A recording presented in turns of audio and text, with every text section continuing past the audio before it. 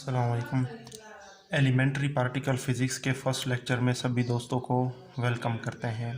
इस lecture series में हम डेविड ग्रिफ़िथ का chapter number 1 history of particle को एक्सप्लेन करेंगे। तो इस लेक्चर सीरीज़ में हम उस पहले चैप्टर के जितने भी टॉपिक्स हैं उनके अहम तरीन पॉइंट्स को डिस्कस करेंगे जो अपने एग्ज़ाम में लिख के आने हैं। तो ये चैप्टर बहुत ही ज़्यादा इंटरेस्टिंग है। बहुत से पार्टिकल की डिस्कवरी और इसकी हिस्ट्री को बहुत ही इंटरेस्टिंगली बयान किया गया है। तो स्टार्टिंग कर लेते हैं इसके फर्स्ट टॉपिक से, जिसका नाम है द क्लासिकल एरा। एरा कहते हैं दौरानिया, ठीक है। क्लासिकल एरा का जो ड्यूरेशन है वो 1897 से 1932 तक है।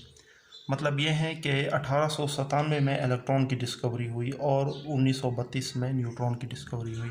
तो इसमें इलेक्ट्रॉन की डिस्कवरी से न्यूट्रॉन की डिस्कवरी तक की बात करेंगे, ठीक है। Elementary particle physics was born in 1897 with J Thomson discovery of electron. Elementary particle physics की इब्तदा इलेक्ट्रॉन की डिस्कवरी से हुई, जिसे जे थॉमसन ने डिस्कवर किया 1897 में। Thomson knew that cathode rays emitted by hot filament could deflected by magnet।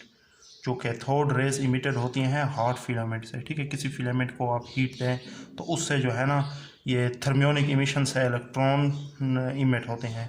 तो उन्होंने इस चीज़ की डिस्ट्रैक्शन यूँ की कि उन्हें मैग्नेटिक फील्ड में रखा, ठीक है। मैग्नेटिक फील्ड में उनकी जो डिफ्लेक्शन है वो ये शो करती हैं कि उन पे नेगेटिव चार्ज है। In fact the direction show negative charge.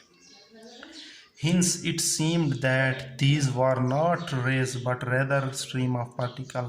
तो इससे ये शो होता है कि ये रेज नहीं बल्कि स्ट्रीम ऑफ पार्टिकल थी दर हकीकत में। सही है।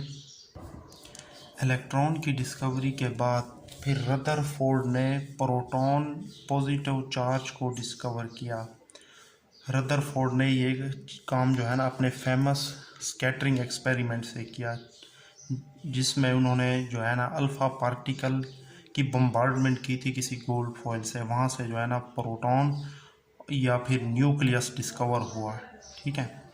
इन्होंने कहा कि most of mass was concentrated in tiny core of nucleus. Atom का जो ज़्यादातर मैस है वो उसके न्यूक्लियस है, ठीक है।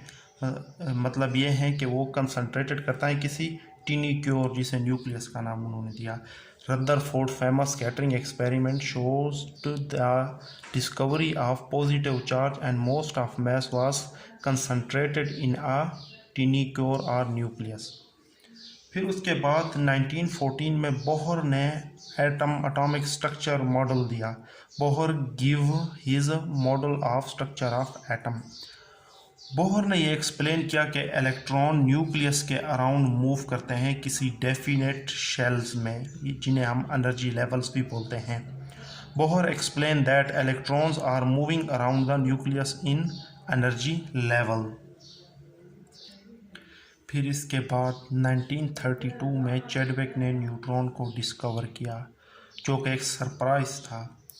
हर एटम के लिए जो है ना न्यूट्रॉन की तादाद डिफरेंट होती हैं, लेकिन प्रोटॉन की तादाद सेम होती हैं।